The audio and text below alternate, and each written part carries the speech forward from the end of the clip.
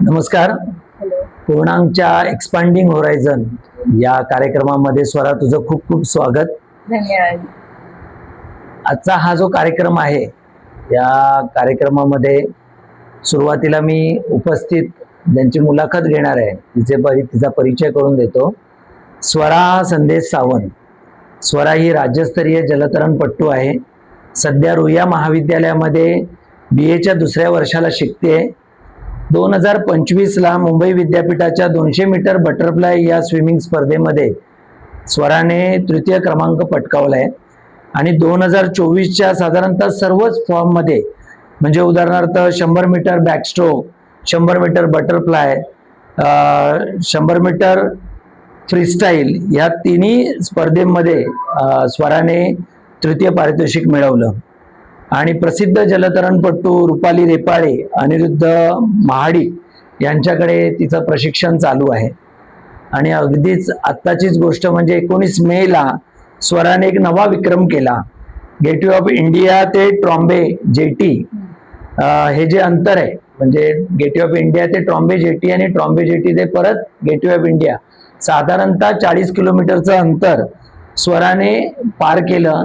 ती अशी पहिली मुलगी आहे, त्यामुळे तिचं खूप खूप अभिनंदन. तर अशी स्वरा आज आपल्या एक्सपांडिंग होरायझन मध्ये आलेली आहे. स्वरा, थोडंसं एक्सपांडिंग होरायझन काय हे तुला कल्पना देतो.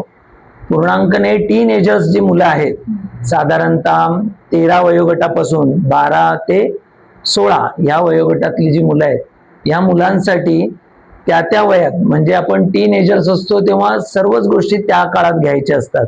9वी 10वीची परीक्षा त्यावेळीच असते. नवीन नवीन आव्हानं, नवीन क्षितिज आपल्याला खुणावत असतात.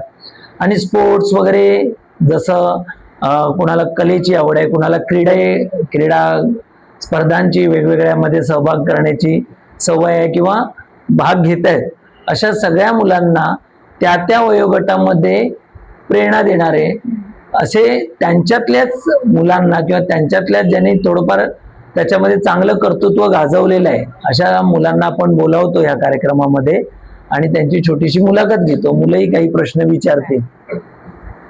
तर स्वरा, जशी तुझी ओळख करून दिली एक स्विमर, राज्यस्तरीय जलतरणपटू म्हणून, तर हा जो तुझा स्विमर म्हणूनचा जो प्रवास आहे किंवा ती जी सुरुवात आहे ही कशी झाली?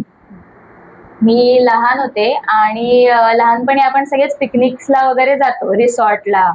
तर मला जेव्हा रिसॉर्टला न्यायचे ना तर तेव्हा मला जेव्हा म्हणजे 4-4:30ला ते बंद होतं सगळं आणि दुपारी 2ला वगैरे जेवायला बाहेर काढतात. म्हणजे तो लंच ब्रेक असतो तेव्हा पूल बंदच होतो. तर त्या 2च्या वेळेला आणि 4च्या वेळेला जेव्हा बाहेर निघायचं असतं ना तेव्हा मला बाहेर निघायची इच्छाच नाही व्हायची. म्हणजे मला खूप आई बाबा सांगायचे की अगं चल, बंद झाले, रिसॉर्ट बंद होईल. पण मग मला असं आवडायचं पाण्यात खेळायला. मग आम्ही आधी बदलापूरला राहायचो, त्यामुळे बदलापूरला खूप अशी फॅसिलिटी नव्हती. पण तरी एक पुष्कर नावाचं कॉम्प्लेक्स होतं जिथे नवीनच स्विमिंग पूल सुरू झालं आणि मग तिथे स्विमिंग पूल चालू झालेला हे जेव्हा कळलं आम्हाला तेव्हा तिथे समर कॅम्प होता. तर समर कॅम्पमध्ये 30 दिवस शिकायचं तिथे स्विमिंग. आणि तिथे 3 कोच होते जे म्हणजे ज्या लोक ऑलरेडी शिकले त्यांच्यासाठी पण होता तो कोर्स. पण मला बिगिनिंग होतं माझं ते बिगिनर्स मध्ये होतं. तर त्या पिरियड मध्ये मग तसं स्विमिंग चालू झालं. हळूहळू मग आम्ही जसं शिफ्ट झालो ठाण्याला, मी 5वीला असताना आम्ही ठाण्यात शिफ्ट झालो आणि मग तेव्हा पण स्विमिंग कंटिन्यू करायचं असं माझ्या डोक्यात नव्हतं. पण आई बाबांना वाटलं की ही स्विमिंग छान करतेय, मग तिला टाकूया आपण. मग क्लास शोधला. मग गडकरी रंगायतनला स्टारफिश अकॅडमी आहे, तिथे मला एनरोल केलं गेलं. मग तिथे पण मी 2 वर्ष वगैरे असंच स्विम करायचे, कारण की लगेच नाही येत ना ते आपल्यामध्ये की कसं लगेच कॉम्पिटिशनला वगैरे नाही जाऊ शकत. मग 2 वर्ष तिथे मी प्रॉपर स्ट्रोक्स करेक्शन, मग स्पीड वाढवण्यासाठी जे काय लागतं ते सगळी ट्रेनिंग केली. मग त्याच्यानंतर अजून ॲडव्हान्स अपॉर्च्युनिटीजसाठी आणि ॲडव्हान्स ट्रेनिंगसाठी मी Rupali Repalle swimming academy join केली आणि आता मला 1 वर्ष झालंय Rupali Repalle swimming academy join करून. आणि त्याच्या आधी मी DP फाउंडेशन नावाच्या एका क्लबमध्ये होते. त्यामध्ये नरेंद्र पवार आणि आरती प्रधान माझे कोचेस होते आणि त्यांना कळलं की मी लॉंग डिस्टन्स स्विमर होऊ शकते. तर त्यामुळे मला कळलं की ठीक आहे, म्हणजे आपण स्प्रिंटर नाही होऊ शकत, आपण लॉंग डिस्टन्स स्विमिंग करू शकतो. असा सगळा प्रवास आहे. साधारणतः आता तू जे म्हटलंस ना की स्प्रिंटर नाही होऊ शकत पण लॉंग डिस्टन्स करू शकते, हा. म्हणजे सुरुवातीला आपण शिकत असतो हो. तेव्हा मग एक 25 मीटर स्विमिंग केलं म्हणजे आपल्याला स्विमिंग आलं, हा. असं एक कौतुक वगैरे होतं. हम्म. पण मग आता हे मी कॉम्पिटिशन लेवलला स्विमिंग करतेस किंवा जातेस, जेव्हा अकॅडमी जॉईन करतो तेव्हा ते आपला आग्रह असतोच अकॅडमीचा की तुम्ही कॉम्पिटिशन खेळा, स्पर्धा खेळा. तर मग हा जो बदल आहे तुझ्यातला की तू लॉंग डिस्टन्स कॉम्पिटिशन जास्त करते, हे नेमकं कसं ओळखलं किंवा कसं तुला अनालाइज झालं? तर माझं मध्ये एक इव्हेंट होता, एक्सपिडिशन, ज्यामध्ये आम्हाला ना श्रीलंका टू इंडिया हे स्विम करायचं होतं. तर त्याच्या ज्या प्रॅक्टिस होत्या, त्या प्रॅक्टिस सेशन ना साधारण 3 तास चालायचे रात्रीच्या वेळेत, 7 ते 9 ह्या वेळांमध्ये. तर त्या प्रॅक्टिस सेशन्स मध्ये ना माझं जे स्प्रिंटचा टाइम आहे, म्हणजे आता स्पीड वाढवायचा होता त्यावेळेला, तर जे स्प्रिंटचा माझा टाइम आहे ना, तर समजा मी 25 मीटर 18 सेकंड मध्ये पोहतेय, तर मी पुढचे 10चे 10 25 मीटर 18 सेकंड मध्येच पोहते.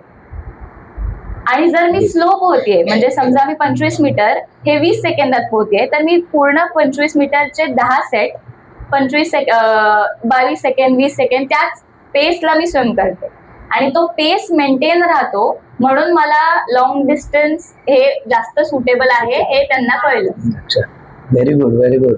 आणि ते लवकर कळल्यामुळे तुला पुढच्या स्पर्धांमध्ये कसा उपयोग झाला त्याचा?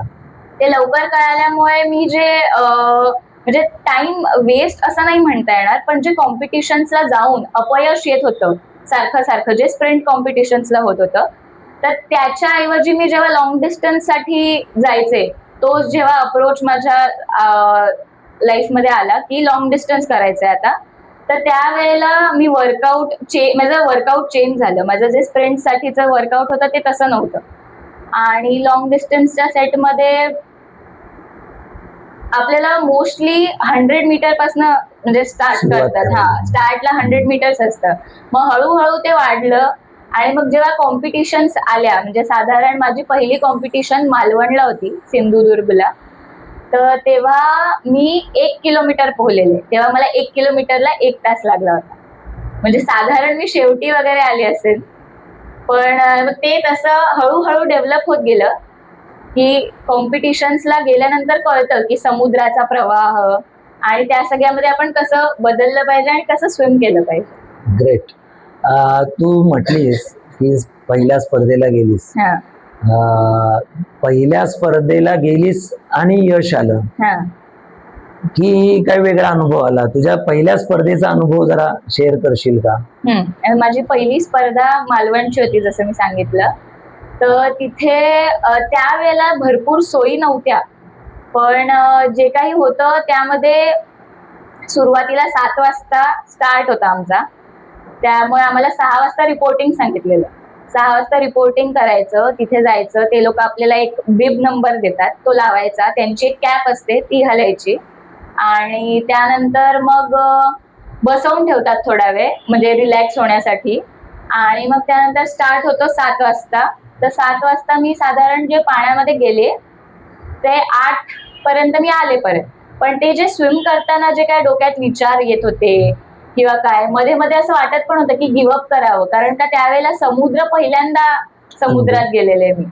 तर समुद्राचा अनुभव म्हणजे त्यावेळेला एवढं पण खवळलेला नव्हता समुद्र, पण ते जे खारं पाणी तोंडात जातं, मग गॉगलमध्ये फॉग येतो, हे सगळं जे होत होतं ना ते त्यावेळेला सहन नाही झालं, पहिल्यांदाच होतं त्यामुळे.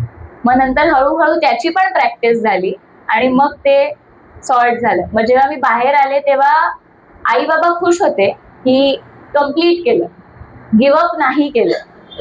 तर हा अनुभव होता. वा, म्हणजे पहिला अनुभव हा साधारणतः गिव्हअप न करणे आणि ती पूर्ण करणे हा. स्पर्धा. बहुतेक जणांच्या स्पर्धा ह्या सुरुवातीच्या अशाच होतात हो आणि तू डायरेक्ट समुद्रातच पोहलीस.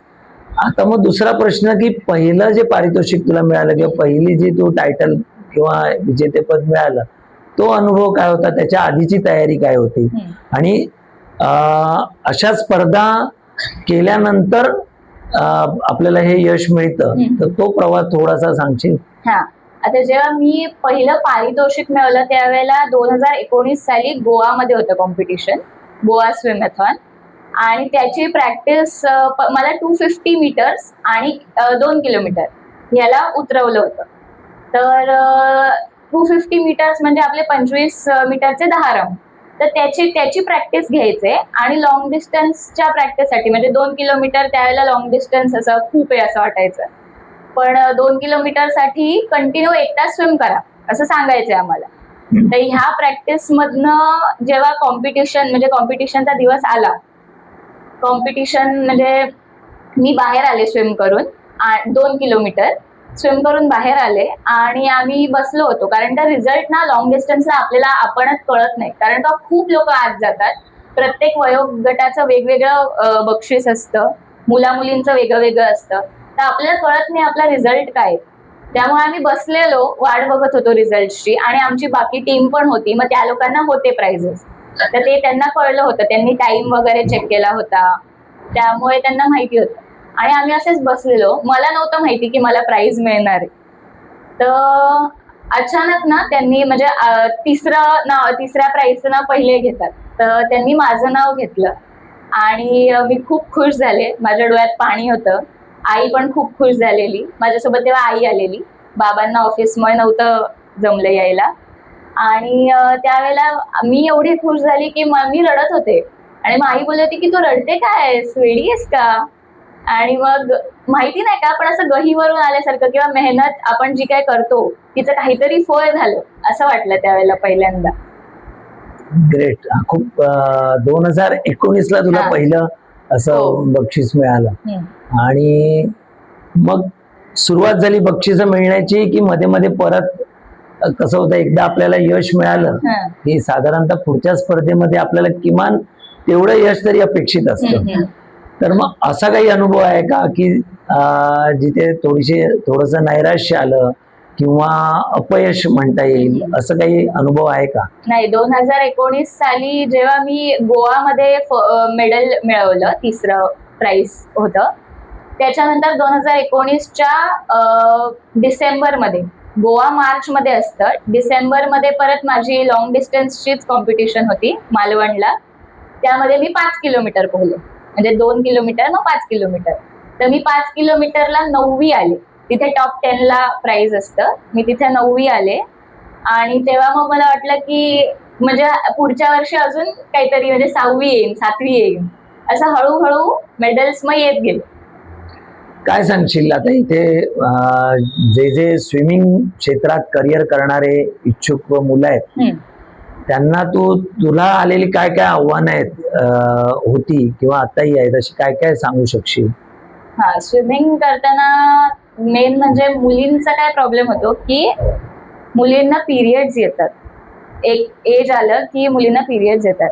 तर मला भरपूर वेळा सुरुवातीलाच म्हणजे स्विमिंगची जी काही सुरुवातीची वर्ष आहेत त्यावेळेलाच असा अनुभव आला की आज कॉम्पिटिशन आहे आणि आज सकाळीच आले.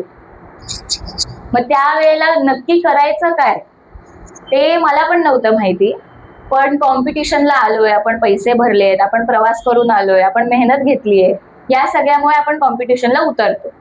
आणि मग त्यावेळेला उतरल्यानंतर माझं एकच गोल आहे की गिव्हअप कधीच नाही करायचं. म्हणजे अगदी आपण टाइम लिमिटच्या खूप बाहेर पण आलो ना तरी चालेल, पण आपण फिनिश लाईन मधनच बाहेर यायचं, कधीच बोटीतनं नाही परत यायचं.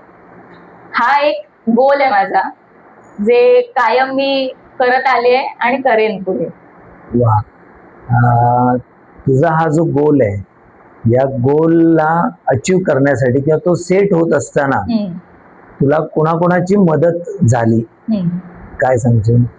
पहिली मदत म्हणजे सपोर्ट, आणि आई बाबांचंच सगळं आहे ह्यामध्ये श्रेय, कारण की त्यांनी इनिशिएटिव्ह घेतला की हिला स्विमिंगला टाकूया, मग त्यानंतर माझं प्रॅक्टिस आधी रात्री व्हायचं, तर ते ऑफिस झाल्यानंतर मला घ्यायला यायचे घरी.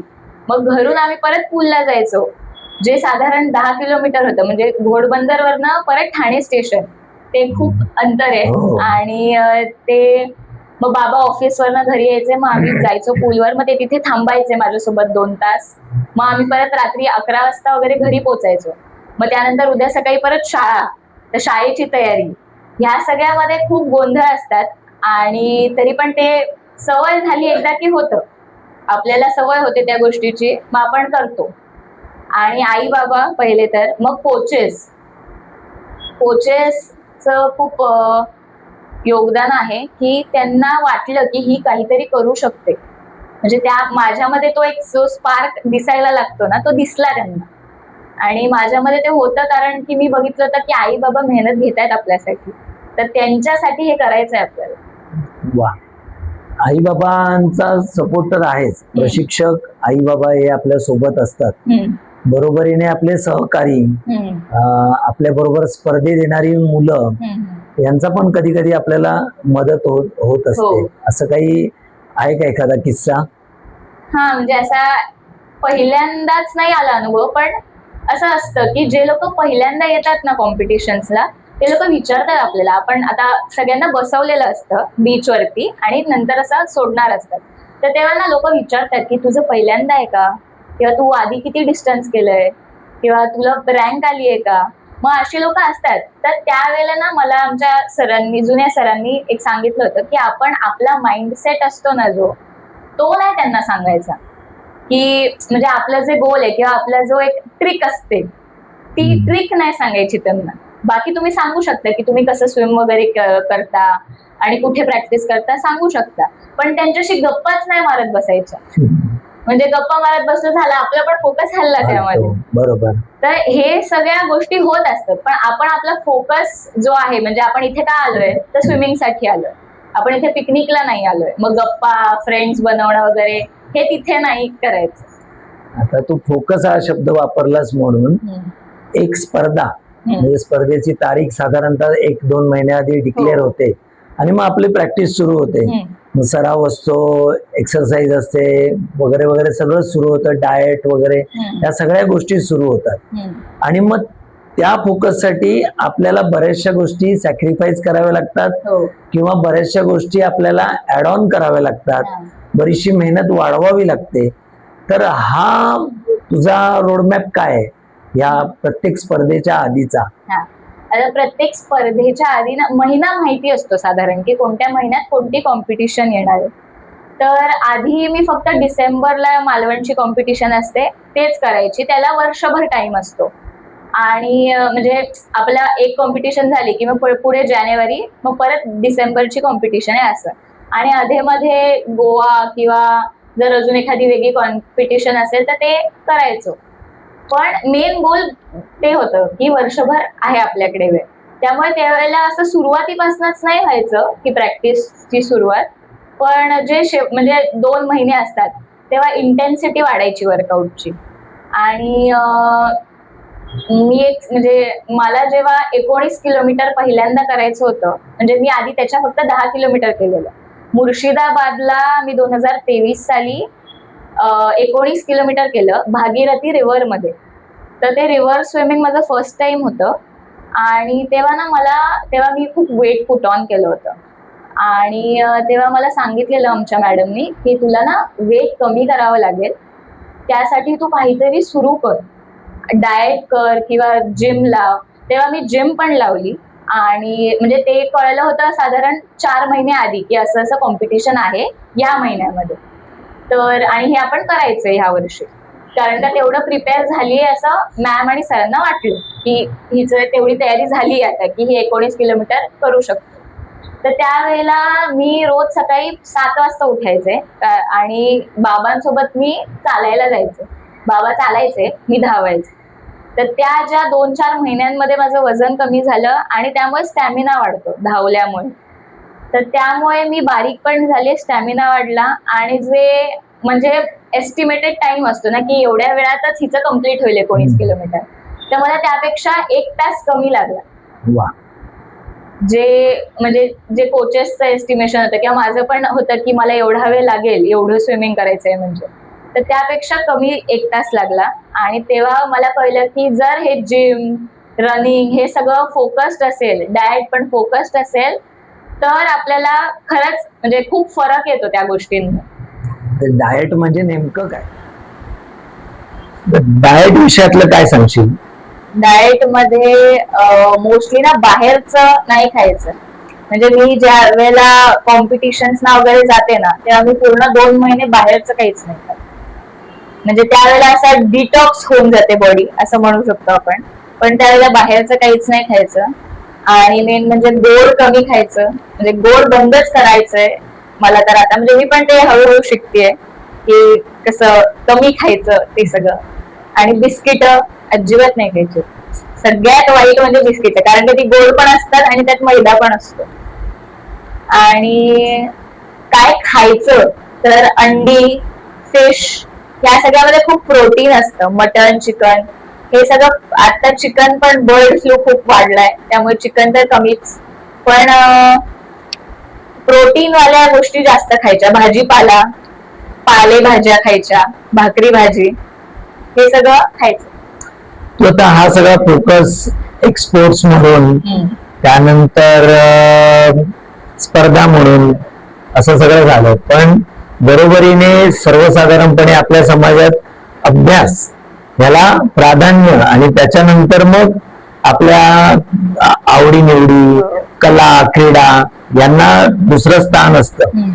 मग हे करत असताना माझे 2 प्रश्न आहेत की अभ्यास आणि तुझ्या या स्पर्धा यांची तू सांगड कशी घातलीस, आणि बरोबरीने तू अभ्यास हा सांभाळलास की सोडून दिलास, काय केलं? मला ते जरा आपल्या सगळ्यांना ऐकायला आवडेल.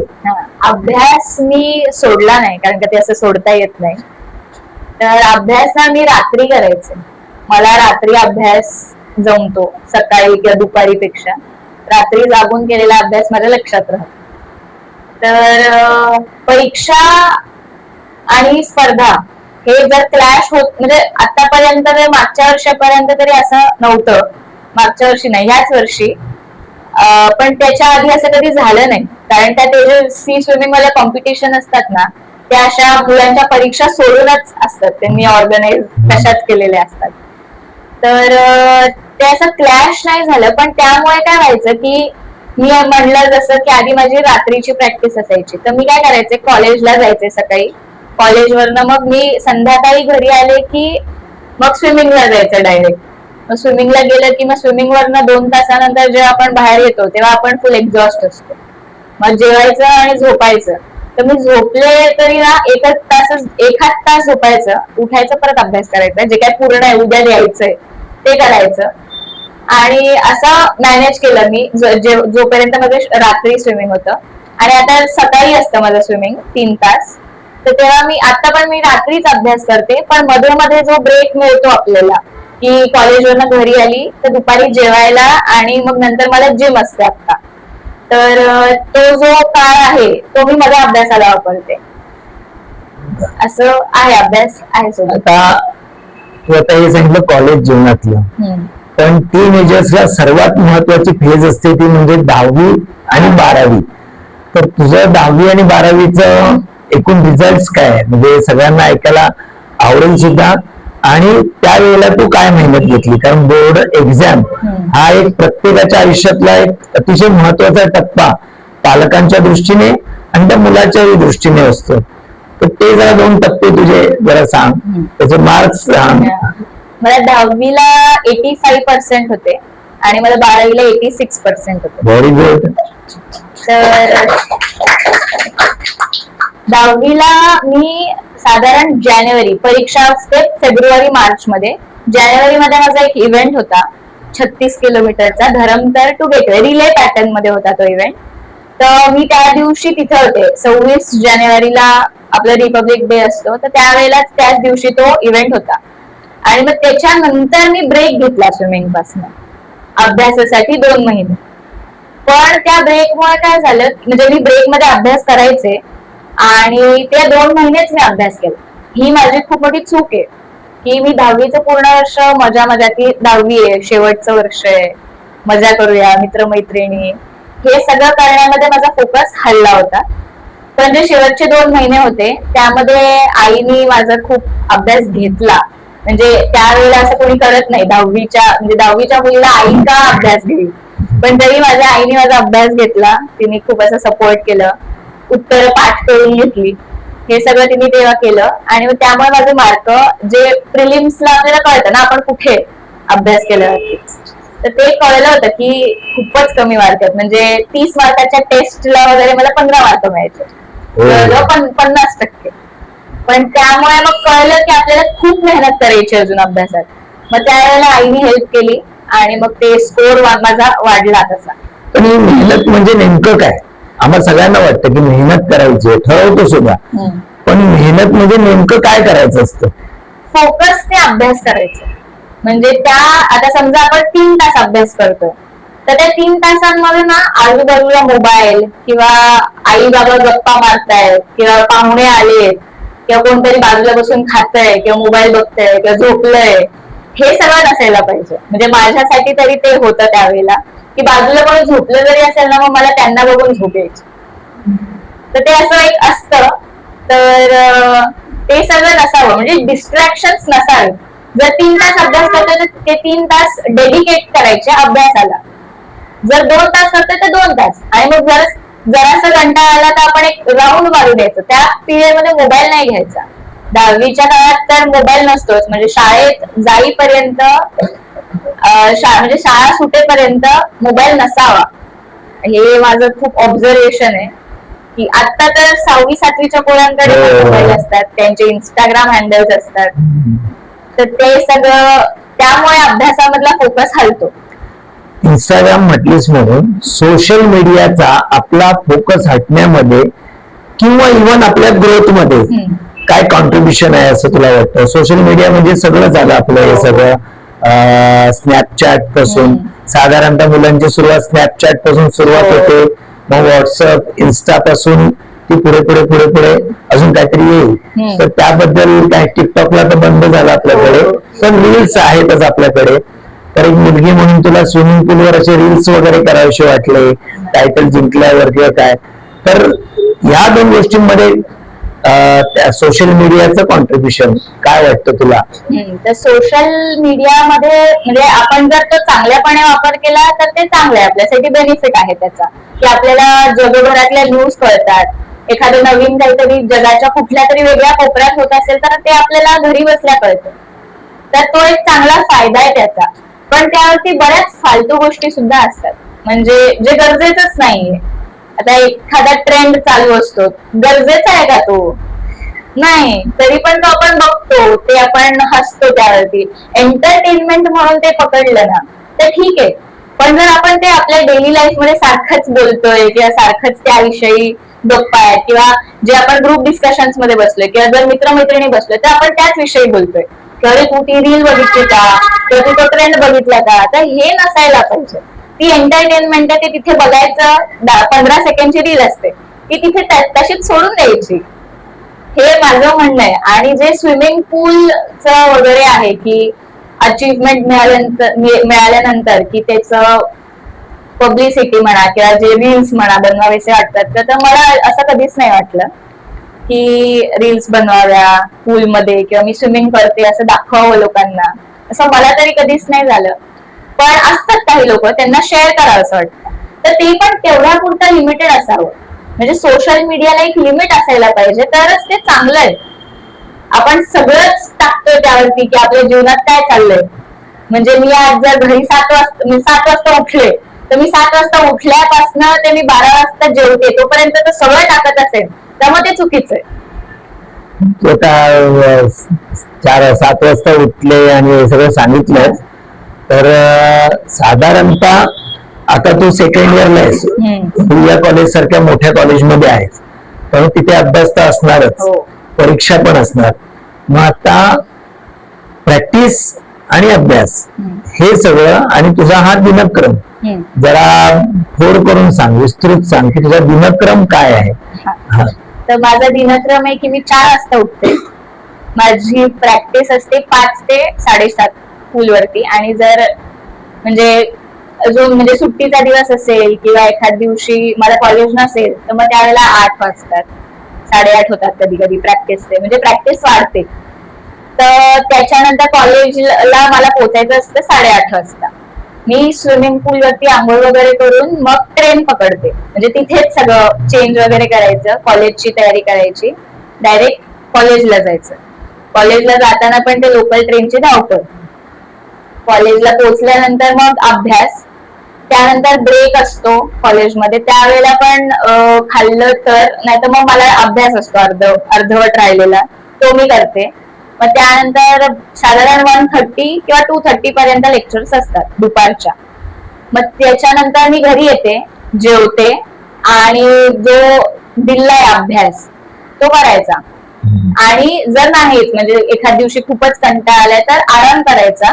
आणि मग संध्याकाळी मला 5 वाजता ड्रायलँड असतं. ड्रायलँड म्हणजे मैदानी खेळ, तिथे जे काय ॲथलेटिक्स वर्कआउट असतं स्विमिंग ओरिएंटेड ते सगळं घेतात. आणि थर्सडे आणि सॅटर्डेजला मला जिम असते 6 ते 7. मग ह्या सगळ्यानंतर 6 नंतर किंवा 7 नंतर मी घरी आल्यानंतर जेवते आणि अंगामध्ये प्राण असतील तर मग अभ्यास होतो. आणि जरी म्हणजे आपल्याला एखाद दिवशी असं होतं ना की काहीच करावं असं नाही वाटत आहे, किंवा समजा मी आज खूप दमलीये, पूर्ण दिवस खूप हेक्टिक गेलाय आणि उद्या सकाळी स्विमिंगला नाही जावं असं वाटत आहे, तर मला एक कळलंय आता म्हणजे एवढ्या वर्षांमध्ये की कंटाळा आलाय स्विमिंगला जायचा हे तोपर्यंतच असतं जोपर्यंत आपण पूलला पोहोचतोय. आपण पूलला पोहोचल्यानंतर तो कंटाळा असतो ना तो निघून जातो. किंवा म्हणजे पूलमध्ये उडी मारल्यानंतर आपल्याला वाटतं की हा ठीक आहे आता आपण आलोय, आता प्रॅक्टिस करायची. तर हे जे असतं ते कंटाळा आणि अभ्यास हे सगळं मॅनेज केलं म्हणजे हळूहळू येतं ते. मी पण अजून शिकतेच आहे हे सगळं करणं, हळूहळू सवय होते. तोचपणा बरेचदा वाटत असतो आणि मग त्यामुळे कंटाळा येतो की आज काय रोज जाऊन. आता बरेचदा मुलांना कसं नवीन नवीन स्ट्रोक शिकेपर्यंत मजा वाटते, मग तेच करायचे, लॅप्सच मारायचे म्हटल्यानंतर साधारणतः कंटाळा येतो. मग याच्यासाठी काही वेगळं तू काही ट्रिक्स केल्यास का, किंवा स्वतःला समजावणं किंवा मग काय एक निर्णय घेणं. आता स्विमिंग पूल पर्यंत उडी मारेपर्यंत तरी तो निर्णय घ्यावा लागेल ना, तर मग त्यासाठी तू काही वेगळं करतेस का, घरी कोणाला सांगून ठेवलंयस मला आठवण करत जावा, वेळापत्रक मागे तुम्ही सांभाळा, कोणाला असेच करायला सांगितलं का, आई बाबा अजूनही मागे लागतात असं आहे? आई बाबा अजूनही आहेत सोबत, म्हणजे मागे लागावं नाही लागत आता, कारण का मी उठते आणि स्वतःची जी काय तयारी आहे ते, पण ते रोज सोडायला येतात, स्विमिंग पूलला घ्यायला येतात, ते तिथे थांबतात 2 तास माझ्यासोबत जोपर्यंत माझी प्रॅक्टिस होत नाही तोपर्यंत. तर त्या दोघांचं कॉन्ट्रीब्युशन म्हणजे खूपच जास्त आहे, त्याला काय म्हणजे असं शब्दच नाहीये ते व्यक्त करण्यासाठी की मी किती ग्रेटफुल आहे. तर ते जे आहे की पूलला पोहोचेपर्यंत जे मोटिवेशन असतं, तर आजच उदाहरण आहे की आज मला संडे आणि उद्या माझा पेपर आहे, तर काल रात्री मी जागले जास्त वेळ, तर उठायला नव्हतं होत, पण आई म्हणली की चल प्रॅक्टिसला जायचंच आहे. मग मी उठले आणि असं झोपेतच पूलला पोचले, मग चेंज वगैरे झालं आणि मग तेव्हा असं ठरवलं की आता आपण पोचलोय ना इथे, मग हे करायचं आता डेडिकेटेड, इथे जे 2 तास घालवायचे ते प्रॉपर स्विमिंगला द्यायचं, हे मोटिवेशन असतं. खूप छान तुझा प्रवास आणि प्रॅक्टिस चालू आहे आणि ती पुढे पण चालू राहणार आहे, अजून बरंच अचीव्ह करायचं आहे. तर हे अचीव्हमेंट मध्ये तू लॉंग टर्म असं काय गोल ठेवलंयस, करिअर म्हणून किंवा इव्हन स्विमिंग म्हणून सुद्धा किंवा शिक्षण म्हणून, असे काही तू काही गोल सेट केलेस का, काही ठरवलंयस का?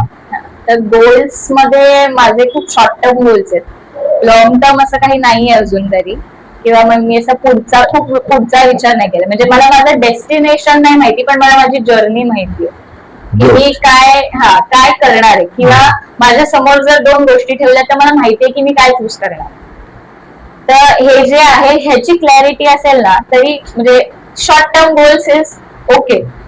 लॉंग टर्म खूप विचार करायला आपण लहान असतो, आपल्याला एवढं कळत नाही. मी पण आता हळूहळू फिगर आउट करते की काय करायचं. तर करिअर वाईज तर मी आता BA करतेय पॉलिटिकल सायन्स, माझा पुढचा गोल आहे की मी MA करणार, MA political science. Political science. हा, तर हा माझा गोल आहे. आणि स्विमिंग साठी माझं लॉंग डिस्टन्सच फोकस असणार आहे. आणि ते जे काही डिस्टन्स असेल किंवा जे आहे ते आम्हाला मॅम आणि सर जसं सांगतील तसं करायला लागतं फॉलो. तर ते प्लॅन आउट करतात आपल्यासाठी, आपली जे काय पोझिशन असेल स्विमिंग मध्ये ते बघून. ग्रेट. पॉलिटिकल सायन्स आणि स्पोर्ट्स दोन्ही तसा म्हटला तर एक वेगवेगळे मार्ग आहेत. हो. तर हे निवडण्यामध्ये काही विशेष कारण आहे की घेतलं बाबा असं? नाही, मला आवडतं पॉलिटिकल सायन्स. म्हणजे समजा आपलं लेक्चर आहे 7 वाजल्यापासून 1:30 पर्यंत, तर त्यामध्ये जो एक म्हणजे मी समजा पूर्ण दिवस असं कंटाळा आलाय, झोपच येते असं जर जात असेल तो दिवस, तर जेव्हा पॉलिटिकल सायन्सचं लेक्चर असायचं ना, त्या 1 तासात मी खूप अशी अवेक असते, लक्ष असतं लेक्चर मध्ये. हे असं त्या एकाच लेक्चर मध्ये होतं माझं. तर त्यावेळेला मला कळलं की मला हा विषय आवडतोय, त्यातले जे काय कॉन्सेप्ट आहेत, जे काय आहे ते फार समजतं आणि आवडतंय. तर म्हणून मी पॉलिटिकल सायन्स निवडलं. ग्रेट. आता जाता जाता इथे जमलेले आणि हे आपली मुलाखत ऐकणाऱ्या सगळ्या मुलांसाठी तू काय मेसेज देशील तुझ्या आतापर्यंतच्या अनुभवांप्रमाणे?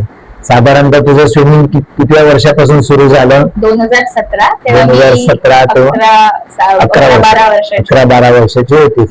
त्यामुळे 11 ते आता साधारणतः 16 वर्ष या एक 6-7 वर्षाच्या तुझी जे जर्नीचा त्याचा अनुभव आणि या अनुभवातनं पुढे या फेज मधनं जाणाऱ्या मुलांसाठी तू काय संदेश देशील किंवा काय मेसेज देशील?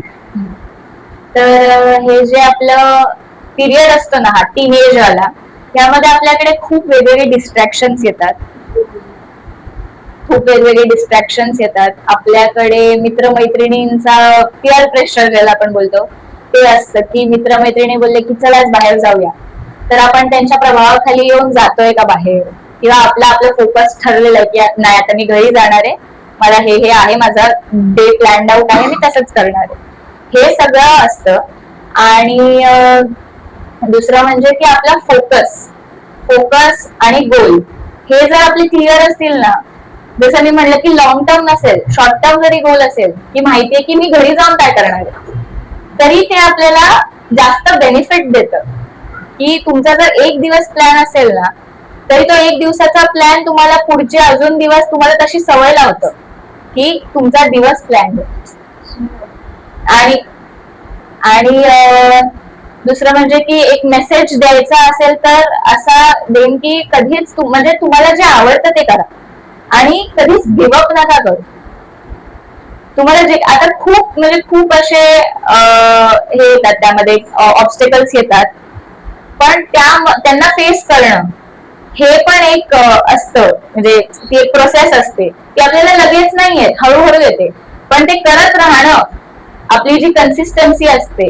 रोज तुम्हाला 100% द्यायचंय असं पण नसतं. तुम्ही एखाद दिवशी 50% द्या, पण द्या. आता मी पण जसं म्हणलं की पूलवरती जायला कधी कधी म्हणजे कंटाळा येतो किंवा थकलेलो असतो आपण, ते असतं, पण शो अप करणं हे खूप गरजेचं आहे. भलेही तुम्ही तिथे जाऊन कमी प्रॅक्टिस करा किंवा कमी स्पीडनी पोहा, पण जा, जे काही करताय ना ते करा कंटिन्यू. हे मला सांगावं असं वाटतं की गिव्हअप नाही केलं पाहिजे. ग्रेट.